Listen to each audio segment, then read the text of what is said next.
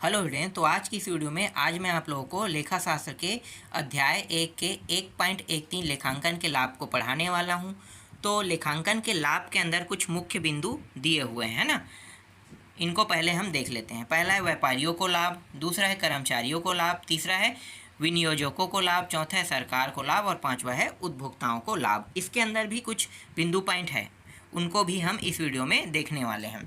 तो देखो, पहला बिंदु पॉइंट क्या है, व्यापारियों को लाभ दिया है। और दूसरा यहाँ पे इसके अंदर जो बिंदु पॉइंट है वो है भूल से बचाव करने में सहायक दिया हुआ है। भूल से बचाव करने में सहायक का मतलब क्या है? भूल से बचाव करने में सहायक का मतलब है लेखा रखना। और लेखा का मतलब आपको समझ में आ गया होगा, नहीं आया तो मैं थोड़ा सा और बता देता हूँ। देखो, आप जिस स्कूल में पढ़ते हो वहाँ पे पहले आप लोगों ने क्या किया होगा भाई? एडमिशन लिया होगा। एडमिशन लेने के बाद आप जब फर्स्ट डे या सेकेंड डे जो भी हो, है ना, फर्स्ट डे ही मान लेते हैं, स्कूल जाते हो तो एक रजिस्टर आपके क्लास टीचर लेकर आते हैं। उस रजिस्टर में आपके बारे में पूरी जानकारी, है ना, उसमें क्या रहता है, ऐड करते रहता है ना, मतलब पूरी जानकारी उसमें रहता है कि आपने हमारे मतलब आपने इस स्कूल में एडमिशन लिया है और इस स्कूल में एडमिशन लेने के बाद आप इस स्कूल के इस क्लास के स्टूडेंट बन गए, है ना। तो ये हर एक जानकारी उसमें रहता है। उसके बाद उसमें प्रेजेंट एब्सेंट की भी जानकारी रखेगा वो। तो किस दिन आप स्कूल आए हैं, किस दिन स्कूल नहीं आए हैं, इसके बारे में भी उसमें जानकारी रहेगा। तो जो जानकारी रखा जाता है और उसको हम क्या कहते हैं, रजिस्टर। और उसी रजिस्टर को हम क्या कहेंगे, लेखा कहेंगे। समझ में आ गया लेखा का मतलब। अब भूल से बचाव करने में सहायक का मतलब क्या होता है? भूल से बचाव करने में सहायक का मतलब होता है कि किसी दिन कोई जानकारी आपके बारे में, जो जानकारी ऊपर प्रोवाइड करने वाला था, वो जानकारी अगर वो भूल गया तो किससे देखेगा? रजिस्टर से देखेगा, है ना।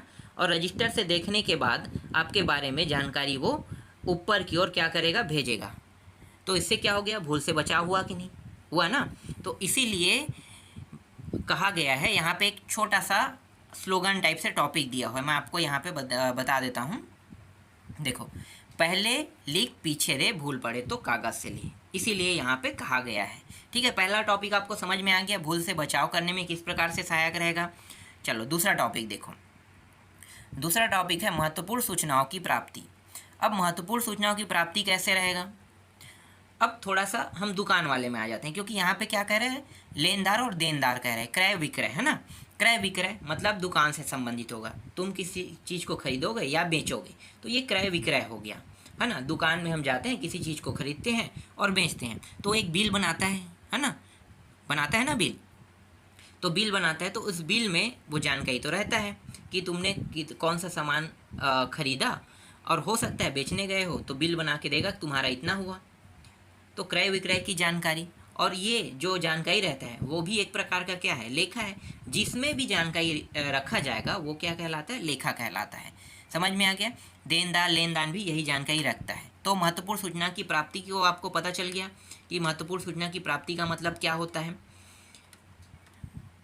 जो भी जानकारी हो वो लेखा में, जो रजिस्टर है जो भी है ना, उसमें क्या किया जाता है, रखा जाता है। अब उसी को हम क्या कहेंगे यहाँ पे, महत्वपूर्ण सूचना की प्राप्ति। और हम उसे बाद में प्राप्त भी कर सकते हैं। समझ में आ गया, बाद में प्राप्त कर सकते हैं क्योंकि उसमें क्या है, स्टोर है। चलो आगे देखो, लाभ हानि का ज्ञान आ गया। नेक्स्ट जो टॉपिक है यहाँ पे देख सकते हो, लाभ हानि का ज्ञान। लाभ हानि का ज्ञान का पता कैसे लगाओगे? मैंने पहले ही बताया था अपने कुछ वीडियो में कि एक दुकानदार जो है अपने लाभ हानि का ज्ञान 1 महीने के अंदर करता है कि मुझे ये सामान चाहिए और ये सामान की मार्केटिंग ज़्यादा है और ये सामान बिक भी ज़्यादा है, तो मुझे प्रॉफिट इसमें ज़्यादा है। और जो सामान वो पहले से ला के रखा है और वो सामान नहीं बिक रहा है तो उस सामान को वो नहीं मंगाएगा। तो इससे क्या पता चल गया कि उसे लाभ हुआ, मतलब लाभ हुआ तो किससे ज़्यादा लाभ हो रहा है, और हानि हो रहा है तो किस सामान को नहीं लाना चाहिए, उसको अगर मैं लाता हूँ तो हानि हो रहा है। तो इसको हम क्या कहते हैं, लाभ हानि का ज्ञान कहते हैं। समझ में आ गया लाभ हानि का ज्ञान। चलो चौथा देखो, इसमें और टॉपिक दिया हुआ है, करों के निर्धारण में सहायक। तो करों के निर्धारण में सहायक किस प्रकार से होगा? देखो, 2 प्रकार के कर होते हैं, एक होता है आयकर कर और एक होता है बिक्री कर होता है ना। और आयकर कर और बिक्री कर के बारे में जानकारी जो होता है वो आयकर विभाग को होता है। ठीक है, मतलब ये जानकारी जो है आप अपने रजिस्टर में रखोगे कि हाँ मुझे इतना प्रॉफिट हुआ है, इसमें से इतना टैक्स जाएगा, और आपको ये भी पता होना चाहिए कि टैक्स जो है कितने में होता है ना, कितना अगर आपके पास इनकम हो रहा है तो आप टैक्स पटा सकते हो। तो 3 लाख से अगर ऊपर होता है, 3,01,000, तब आप टैक्स के दायरे में आओगे। अगर 3 लाख से नीचे है तो आप टैक्स के दायरे में नहीं आओगे। ये हर जगह, चाहे छोटे स्तर हो चाहे बड़े स्तर हो, सभी जगह ये जो करों के बारे में जानकारी है वो सभी जगह एक समान है। बिक्री कर है ना, ये पहले से ले लिया जाता है। जैसे जीएसटी बिल कहते हैं ना, जीएसटी लगाना, तो ये सब क्या है, कर है। तो जीएसटी जो है कर है, तो बिक्री कर पहले से ले लिया जाता है। जो सामान खरीदने जाते हो उसमें भी आप टैक्स देते हो, इनडायरेक्ट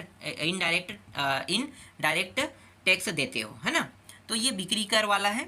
और आयकर कर बाद में दिया जाता है, सालाना के बाद, मतलब आप साल भर में जितना कमाते हो उसके बाद आप टैक्स दोगे। ठीक है, जब 3,01,000 से अधिक होगा तब। तो करों का निर्धारण भी समझ में आ गया कि किस प्रकार से करों का निर्धारण किया जाता है। इसके बाद है ऋण लेने में सुविधा। ऋण लेने में सुविधा, यहाँ पे देख सकते हो ना, ऋण लेने में सुविधा वाला जो टॉपिक है वो क्या कर रहा है, प्रत्येक ऋणदाता ऋण देने के पूर्व व्यापारी की आर्थिक स्थिति का ज्ञान प्राप्त करता है तथा संतुष्ट होने पर ही ऋण देना स्वीकार करता है। अतः ऋणदाताओं को संतुष्ट करने के लिए व्यापार का हिसाब व्यवस्थित रूप से लिखा होना आवश्यक है। ठीक है, तो ये 5वां टॉपिक। इसके अलावा और भी टॉपिक दिया है, अगर आप पढ़ना चाहो तो पढ़ सकते हो। बहुत ज़्यादा पढ़ने की ज़रूरत भी नहीं है। जब भी ये एग्ज़ाम में आएगा इससे संबंधित प्रश्न तो 5-6 टॉपिक ही बस आपको लिखना है। पर यहाँ पे थोड़ा बहुत इसके बारे में जानना भी ज़रूरी है। एकदम इम्पॉर्टेंट लेके नहीं पढ़ना है कि मुझे सारे के सारे टॉपिक रटना है, बस आपको समझना है और जानना है कि ये सारे टॉपिकों के बारे में जो जानकारी दिया है वो किस प्रकार से दिया है और कहना क्या चाह रहा है। बहुत ज़्यादा डिटेल से आपको इसको पढ़ने की ज़रूरत नहीं है। मैं छोटा छोटा इसीलिए टॉपिक को मतलब एकदम डिटेल से नहीं समझा रहा हूँ, बस बारीकी से बता रहा हूँ और छोटा सा टॉपिक बता रहा हूँ। तो देखो अगला क्या है, अगला जो दिया हुआ है ये है मतभेद दूर करने में सहायक दिया हुआ है। अब मतभेद कैसे दूर करोगे, फिर से वही बात आ गया, रजिस्टर। आप रजिस्टर रखोगे और रजिस्टर में जो जानकारी है उसके हिसाब से आप क्या करोगे, हिसाब किताब जो भी है ना, दुकानदार से जो भी लिए हो वो सामान को चेक करोगे, हाँ दोनों बराबर है, तो मतभेद कहाँ होगा भाई, मतभेद तो दूर हो गया ना। ये टॉपिक भी आपको समझ में आ गया होगा। इसके बाद है न्यायालय में प्रमाण, फिर से लेखा की बात आ गया भाई। प्रमाण, न्यायालय में अगर कोई केस गया है तो आप उसके बारे में जानकारी कहाँ से दोगे भाई, आपके पास लेखा रहेगा, जानकारी रहेगा, उसी वही जानकारी क्या कहेगा, प्रमाण रहेगा आपके लिए, है ना। उसी को आप किसको दोगे, जज को दोगे, जज को दोगे। तो ये क्या हो गया, न्यायालय में प्रमाण हो गया, ये भी समझ में आ गया होगा आपको। इसके बाद देखो अगला क्या है, व्यापार के मूल्यांकन में सुविधा, फिर से लेखा से संबंधित है। कब सुविधा होगा, जब आपके पास वो जानकारी आपके रजिस्टर में उपलब्ध होगा, तब आपके व्यापार के मूल्यांकन में क्या होगा, सुविधा होगा। आप आसानी से हिसाब किताब कर सकते हो, हर एक दिन, हर एक महीने, हर एक साल का। हो गया ना सरल टॉपिक। नेक्स्ट देखो, तुलनात्मक अध्ययन करने में सहायक। अब भाई तुलना भी तो उसी प्रकार से होगा, लेखा रखोगे तभी तो तुलनात्मक कर सकते हो। हर एक साल की जानकारी आप रखते हो, इस साल मुझे इतना प्रॉफिट हुआ, इस साल मुझे इतना प्रॉफिट हुआ, इस साल थोड़ा सा लॉस हुआ, तो हर एक जानकारी कहाँ से मिलेगा भाई, जब आप लेखा रखते जाओगे। लेखा का मतलब आप हर साल आपके पास हर साल का रजिस्टर रहेगा, है ना। तो ये क्या कहलाएगा, तुलनात्मक अध्ययन करने में सहायक रहेगा। इसके बाद देखो अगला जो टॉपिक है वो क्या है, कर्मचारी वर्ग पर नियंत्रण करने में सहायक। अब भाई ये भी वैसी है, कर्मचारी, कितने कर्मचारी हैं पूरे देश में देख सकते हो, है ना। तो कर्मचारी वर्ग पर नियंत्रण कैसे रखते हैं, और हर एक जानकारी, छोटी छोटी जानकारी की, मतलब ये जो है हमारे कर्मचारी है, मतलब इसको देखो, एक तो होता है अब ये मैं कहूँ कि कर्मचारी जो है अलग अलग क्षेत्रों में, अलग अलग जगह पे, जैसे स्कूल के कर्मचारी अलग हो गए, है ना, इसी तरह स्वास्थ्य कर्मचारी अलग हो गया, राजस्व का कर्मचारी अलग हो गया, पुलिस विभाग के कर्मचारी अलग हो गए। तो कर्मचारी अलग अलग रहते हैं, लेकिन इनके बारे में जानकारी और नियंत्रण कैसे रखते हैं, छोटे छोटे भागों में डिस्ट्रीब्यूट किया जाता है, और इन डिस्ट्रीब्यूटों के हिसाब से हर एक जानकारी रखा जाता है कि कौन सा अच्छा है, कौन सा बुरा है ना। तो हर एक जानकारी जो है वो एक रजिस्टर के थ्रू रखा जाता है कि हाँ भाई इनके बारे में थोड़ा सा हमारे पास केस आया है ना, थोड़ा बहुत जानकारी जो है केस के रूप में चला जाता है कि इसका व्यवहार अच्छा नहीं है, ये ऐसा वैसा है। तो इसके थ्रू क्या किया जाता है, कर्मचारियों वर्ग पर भी नियंत्रण रखा जाता है। समझ में आ गया, ये भी टॉपिक क्लियर हुआ। फिर अगला जो टॉपिक है देखो यहाँ पे छोटा सा दिया हुआ है, साझेदारी व्यवसाय में सहायक। अब भाई रजिस्टर बनाओगे, दो लोगों की साझेदारी, एक का 60 है एक का 40 है, तो उसको प्रॉफिट निकाल के 60-40 में बंटवारा करोगे ना, जितना भी प्रॉफिट होगा उसको। तो ये साझेदारी में सहायक हुआ कि नहीं? बिल्कुल हुआ। इसके बाद देखो यहाँ पे दिया है ख्याति के मूल्यांकन में सहायक। अब ख्याति के मूल्यांकन में सहायक का मतलब क्या है? विगत वर्षों में किए गए लेखों के आधार पर व्यापार की ख्याति का मूल्यांकन सरलतापूर्वक किया जा सकता है। मैंने पहले ही बता दिया था इस टॉपिक को, है ना, तुलनात्मक अध्ययन के माध्यम से समझाया था, तो इसको अब अलग से बताने की जरूरत नहीं है। चलो अगला देखो। इसके बाद देखो नेक्स्ट जो टॉपिक है वो क्या है? दूसरा जो टॉपिक है वो है कर्मचारियों को लाभ। किस प्रकार से कर्मचारियों को लाभ होगा? देखो पहला जो लाभ है यहाँ पे दिया है पारिश्रमिक संबंधी समस्याओं को दूर करने में सहायक है, और दूसरा यहाँ पे दिया है कार्य क्षमता के मूल्यांकन में सहायक। अब ये पहला जो दिया हुआ है इसको देख लेते हैं, है ना। पारिश्रमिक संबंधी समस्याओं को दूर करने में सहायक का मतलब क्या कह रहा है? लेखा पुस्तकों को सुचारू रूप से रखने की दशा में कर्मचारियों का वेतन, बोनस तथा अन्य पारिश्रमिक से संबंधित विवादों का निपटारा आसानी से किया जा सकता है।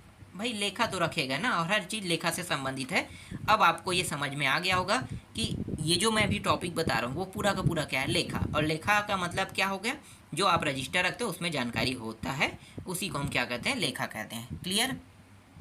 इसके बाद देखो कार्य क्षमता में मूल्यांकन में सहायक कह रहे हैं, लेखों के आधार पर कर्मचारियों की क्षमता का मूल्यांकन किया जा सकता है। ऐसे कर्मचारी जो अपने कार्य के प्रति सहज है, उन्हें पुरस्कृत कर उनकी कार्य क्षमता में वृद्धि की जा सकती है। क्लियर? अलग से इसको समझाने की जरूरत तो नहीं है, पढ़ के बता रहा हूँ, आपको समझ में आ रहा होगा ना। विनियोजकों को लाभ कह रहा है, तो विनियोजकों को लाभ किस प्रकार से होगा? देखो पहला है मतभेद दूर करने में सहायक, दूसरा है आवश्यक सूचनाओं को प्राप्त करने में सहायक। तो ये मतभेद दूर करने में सहायक वाला मैंने पहले ही बता दिया था ना, कई आधार पे आप समझ सकते हो, कई आधार है इसके। तो मतभेद किस प्रकार से दूर रहेगा आपको समझ में आ गया होगा। फिर आवश्यक सूचनाओं को प्राप्त करने में सहायक, तो देख लेते हैं इसको। प्रत्येक विनियोजक अपने धन को विनियोजित करने के पूर्व अनेक प्रकार की व्यापारिक सूचनाओं को प्राप्त करने की अपेक्षा रखता है। विनियोजकों की इस आवश्यकताओं को व्यापार में रखे गए हिसाब से संतुष्ट किया जा सकता है। ये व्यापार से संबंधित है, ज़्यादा कुछ खास नहीं है, इसलिए बहुत ज़्यादा इसमें समझाने की ज़रूरत भी नहीं है ना, छोटा छोटा टॉपिक है, ऐसे ही मैं आपको बताते चलता हूँ। सरकार को लाभ कह रहा है, सरकार को लाभ किस प्रकार से होगा? देखो वित्तीय सहायता में सहायक है, आर्थिक प्रगति के मूल्यांकन में सहायक, करारोपण में सहायक और लाइसेंस प्रदान करने में सहायक। तो सरकार को किस प्रकार से लाभ होता है देखते हैं। पहले वित्तीय सहायता से लाभ कर रहा है, हिसाब किताब देख सकते हो यहाँ पे जो टॉपिक दिया है, हिसाब किताब की पुस्तकों का अवलोकन कर सरकार किसी भी व्यापारी को सरलता से वित्तीय सहायता उपलब्ध करा सकता है। मतलब मुझे कर्जा लेना है तो कर्जा वो किस प्रकार से देगा, ये आपको ये अब पता चल गया होगा ना। तो ये समझो कि ये कर्जा से ही संबंधित है, या फिर किसी के बारे में, जो हमारे पास जो पासबुक है ना, वो मैं पहले बता देता हूँ, ठीक है। पासबुक है तो पासबुक में हमारा हिसाब किताब रहता है कि नहीं रहता है? वो पासबुक भी जो है वो क्या है? लेखा है ना, वो भी क्या है? लेखा ही है। चलो आगे देखो, आर्थिक प्रगति के मूल्यांकन में सहायक कह रहे हैं, व्यापारी संगठनों द्वारा रखे गए लेखों के आधार पर देश की व्यापारिक एवं औद्योगिक प्रगति का मूल्यांकन आसानी से किया जा सकता है। तीसरा है करारोपण में सहायक, सरकार विभिन्न प्रकार के कर लगाती है, जैसे आयकर, बिक्री। इन करों के निर्धारण व इनकी वसूली में किए गए लेखे बड़े सहायक होते हैं। इसके बाद अगला देखो, लाइसेंस प्रदान करने में सहायक, उचित रीति से रखे गए हिसाब की जांच कर सरकार व्यापारियों को विभिन्न प्रकार के कार्यों को करने हेतु लाइसेंस प्रदान कर सकती है। ठीक है, सरल टॉपिक है, छोटा छोटा। और पांचवा है वैसायिक कानूनों के संशोधन में सहायक दिया हुआ है। तो वैसायिक कानूनों के संशोधन में सहायक का मतलब क्या होता है कि जो समय समय पर है ना, जो व्यवसाय के कानून है वो बदलते रहते हैं। किस प्रकार से बदलते रहते हैं? धीरे धीरे क्या होता है, व्यवसाय में अपडेट मतलब व्यवसाय में संशोधन होते रहता है। जैसे कि मैं आज कम प्रोडक्ट बेच रहा हूँ और आने वाले वक्त में ज़्यादा प्रोडक्ट बेच रहा हूँ, तो इससे क्या होता है, थोड़ा बहुत जो त्रुटि हो जाता है, ठीक है, जो कानून में जो त्रुटि होता है उस त्रुटि को सुधारने के लिए समय समय में क्या करते हैं, व्यावसायिक कानूनों के संशोधन में संशोधन करते रहते हैं। और इसमें सहायक कौन करता है, जो रजिस्टर है वो, है ना, क्योंकि ये कानून जो है ये पहले के मुकाबले अब थोड़ा ख़राब हो चुका है, तो ख़राब हो चुका है, जिसे हमें क्या करना चाहिए, सुधारना चाहिए। तो सहायक कौन रहेगा, लेखा। आगे देखो, नेक्स्ट टॉपिक जो है वो है उपभोक्ताओं को लाभ। उपभोक्ताओं को लाभ किस प्रकार से होगा, उपभोक्ताओं को लाभ तब होगा जब जो सामान उसे खरीदना है ना, खरीदना है या बेचना है, उसके बारे में उन्हें जानकारी होना बहुत ज़रूरी है। मतलब उसके बारे में उन्हें ज्ञान होना ज़रूरी है। जब उनको उनके बारे में ज्ञान रहेगा तभी उनको लाभ हो पाएगा। इसी को हम कहते हैं उपभोक्ताओं को लाभ। ठीक है, अब अगला टॉपिक देखो। हमारा जो अगला टॉपिक है वो है लेखांकन की सीमा। लेखांकन की सीमाएं मतलब दोष से संबंधित है। तो क्या क्या दोष हो सकते हैं उनको हमें इस वीडियो में देखना है। तो देखो, पहला जो है क्या है, लेखांकन से व्यवसाय की संपूर्ण सूचना प्राप्त करना संभव नहीं है। अब यहाँ पे देखो, लेखांकन का ही जिक्र किया है ना। लेखांकन का मतलब क्या है, जो रजिस्टर है उसके बारे में। तो पूर्ण सूचना प्राप्त करना संभव नहीं है। क्यों, तो इसके बारे में यहाँ पे जो जानकारी दिया है उसको पढ़ लेते हैं। लेखांकन केवल उन्हीं व्यवसायों का किया जा सकता है जिनका मौद्रिक स्वरूप होता है। ठीक है, मैं आपको छोटे छोटे चीज़ों के बारे में बताता हूँ समझाने के लिए, लेकिन लेखांकन मुद्रा से संबंधित मतलब पैसे से संबंधित है, उसका ही बस लेखांकन किया जाता है। इनका कहने का मतलब है ना, जिसका मौद्रिक स्वरूप होता है। व्यवसाय में कुछ ऐसी भी घटनाएं एवं समस्याएं हो सकती है जिनका कोई मौद्रिक स्वरूप न हो, है ना, जिनका कोई मौद्रिक स्वरूप ना हो। जैसे कि मैंने अभी आपको कुछ समय पहले बताया आपके स्कूल के बारे में, कि आप स्कूल के स्टूडेंट हैं तो आपके बारे में जानकारी आपके क्लास टीचर के पास एक रजिस्टर में रहेगा। ठीक है, यही चीज़ यहाँ पे बता रहे हैं। आगे देखो, जो व्यवसाय के लिए एक आवश्यक सूचना के रूप में प्रयोग योग्य हो, जैसे कच्चे माल को प्राप्त करने में उपस्थित होने वाली कठिनाइयाँ, कर्मचारियों एवं व्यवसाय में हित रखने वाले व्यक्तियों की कर्तव्य परायणता आदि। अगला देखो, लेखांकन विवरण पूर्ण एवं शुद्ध नहीं होते। इसका कहने का मतलब क्या है, लेखांकन में असत्य व बनावटी व्यवहारों को सरलता से हिसाब की पुस्तकों में दर्ज किया जा सकता है। ये बात सही है। आप उधार लेके सामान लेके आते हो और कहते हो कि इसको लिख देना, थोड़ी देर बाद वो लिखने के बाद थोड़ा सा वो बढ़ा के भी लिख देगा, क्योंकि आपको तो पता नहीं है कितना का लिए हो, क्योंकि जानकारी जो है वो सिर्फ दुकानदार के पास है, आपके पास नहीं है। और आप इसी तरीके से हर दिन लेते जा रहे हो और महीना में हिसाब करते हो, तो ऐसा तो वो कर सकता है गड़बड़ी। इसलिए ये पूर्ण शुद्ध नहीं है, कह रहा है ना। आगे देखो और क्या कह रहे हैं, इस प्रकार के व्यवहारों को न लिखा जा सके, इस प्रकार की व्यवस्था लेखांकन में संभव नहीं है। साथ ही की गई ऐसी अनेक गणना क्रियाएं भी अनुमानों पर आधारित होने के कारण निकाले गए निष्कर्ष सत्यता के निकट होते हुए भी पूर्ण सत्य होते हैं। जैसे अंतिम, अब मैं आपको ऐसे ही बता देता हूँ। मैं दुकान में गया है ना, और दुकान से मैंने सामान लिया, ऐसे ऐसे लेते लेते कुछ हफ्ते तक के सामान ले दी उधार में। अब मैं अनुमानित रेट अपने तरीके से रखा और वो भी लेखा में नहीं लिख रहा है, और वो भी अपनी तरह से अनुमानित। तो जो मैं कह रहा हूँ जरूरी नहीं है कि उनको भी याद रहे, हो सकता है वो बढ़ा के बोल सकता है, क्योंकि लिख के रखा तो नहीं है। तो ऐसे जगहों में क्या होता है कि जो जानकारी है ना, वो शुद्ध नहीं होते हैं। हो सकता है इसमें थोड़ा बहुत त्रुटि आ गया है, और अब इसको आप चेक करना चाहो तो आप चेक नहीं कर सकते, क्योंकि आपने इसके लिए लेखा नहीं बनाया है। क्लियर, समझ में आ गया होगा।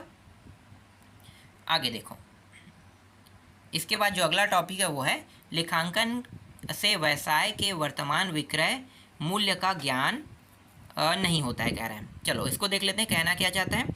स्थिति विवरण में व्यवसाय की संपत्ति को उसके पुस्त मूल्य पर दर्शाया जाता है, न कि उसके उस वर्तमान मूल्य पर जो उन्हें उस समय बाजार में बेचकर प्राप्त किया जाता है। यह आवश्यक नहीं है कि स्थिति विवरण में दर्शाए गए मूल्य पर ही संपत्ति का विक्रय किया जाए। अतः लेखांकन व्यवसाय के वर्तमान विक्रय मूल्य का ज्ञान नहीं कराता है।